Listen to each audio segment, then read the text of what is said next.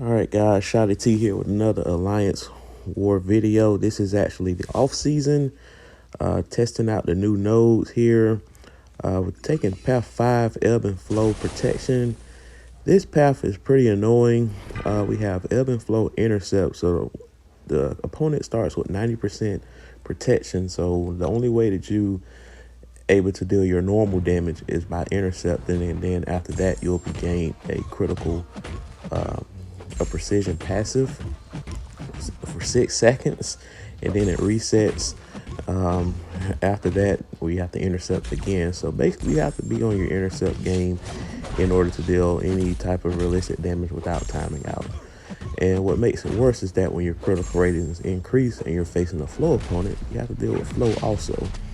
So it just makes this node very annoying. It's not well thought plan, but Magic, I decided to use her. I figured this would be the best opportunity to use the backdrop intercept in the corner. So you really don't have to worry about the power gain. I did not get the power lock that time. So you have to be on your hands and have to be paying attention pretty much the whole fight. But as you can see, I have that precision passive. I mean, like I said, you only have a short window to get that damage in, and then it'll come back after you intercept. So like I said, it's not that hard if you can intercept, but it's just an annoying feature just to have all of that. I mean, 90% protection node should not be in the game. It really shouldn't.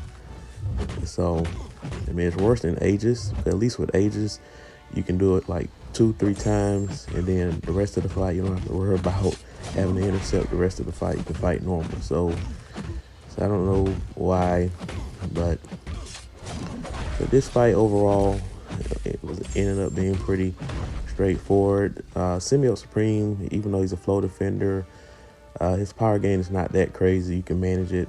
But the next fight here is Killmonger. Now this, I wasn't 100% confident in this fight because I really wanted to use Omega Red, but as you can see, he died earlier, and it was a Nick Fury on Suicides with unlimited power.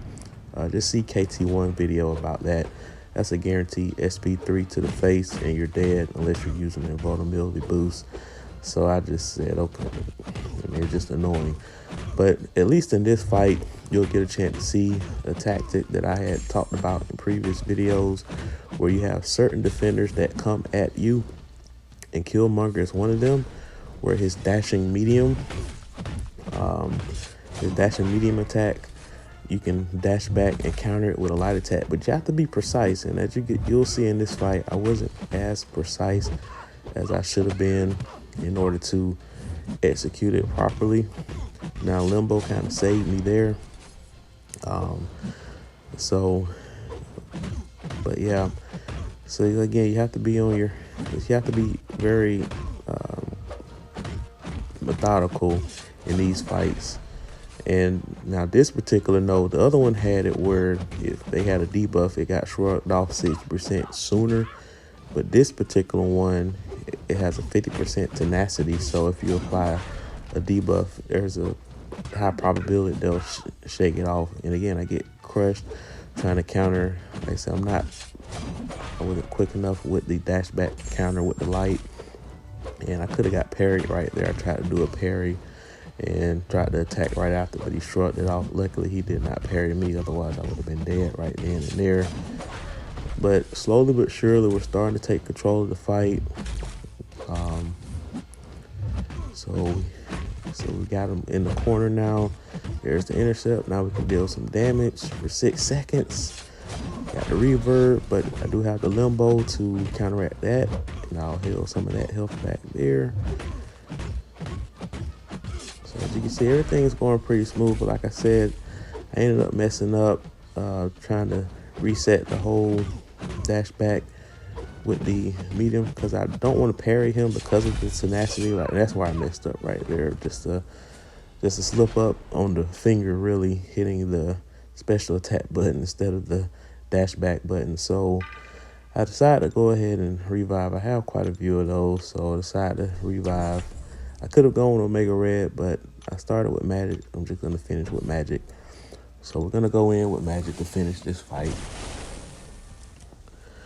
So same principle is going to apply. He dashes in with his medium, decks back, counter with a light attack, start a combo. And I wasn't comfortable in countering then, so I waited one more time.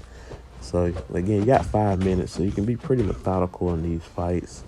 So I guess that's the one positive I like about the war change, but so that it saves you boost in the long run. So because a lot of problems that I had in certain fights, especially had like thing bosses or Mr. Senator bosses, is timing out. So at least with the 5-minute timers, you don't have to worry about having to use a 20-30% boost every time. So that's a good plus. So now we're starting to get the cycle here. Just gonna finish them off. We're in Assassin's range. He's not cooperating, but at least he's throwing his heavy. All right, there's another intercept, and that's the ball game there. All right, so I wasn't 100% about this Havoc fight. The two other people in my attack group didn't really have the counter. The one that had the counter had died because there was a miscommunication with the path assignment. So I did a duel with Magic against Havoc. So okay, it's possible, because when you're dealing your limbo damage, you're gonna get inflicted with the feedback or the plasma damage, and of course if it gets to 10, it's gonna explode on you. But the idea is that when you're in limbo, hopefully, like if you happen to have that burst on you while you're in the middle of a combo or middle of a limbo, that you'll actually revive that health back. So now he's not cooperating at this point. I want him to throw an SB2 so I can go ahead and apply that limbo. And as you can see, there it is. It triggered. The plasma detonated, but I healed it right back. See, that was the idea about this fight. Now, of course, this particular Ebb and Flow fight is a Ebb and Flow knockdown. So in order to get your increased damage, you have to knock down the opponent. You get a Fury passive for 6 seconds. And then, of course, you have to do it again. So I knock him down, got the Fury passive, and I mess up the intercept combo set, throws everything off, and I take the plasma damage that I could have had limboed if I did the combo right. So, but for the most part, things are going well. So I got some health back. And by the way, the feedback damage does, since you have willpower, well, not the feedback, but the plasma debuff, it does allow you to heal with willpower. So it's not that bad of a fight. And as you can see, the detonation happened again. Made a combo, and this is what threw everything off. He just threw a random SP1, and that ramps up the plasma charges. And again, and then he doesn't cooperate there, so I'm going to take more plasma damage, and the limbo pops in a little too late, and I take a combo. So now I'm kind of worried about not finishing the fight. And I easily could have died right there, but the limbo is going to come in right there. But that plasma damage almost got me there.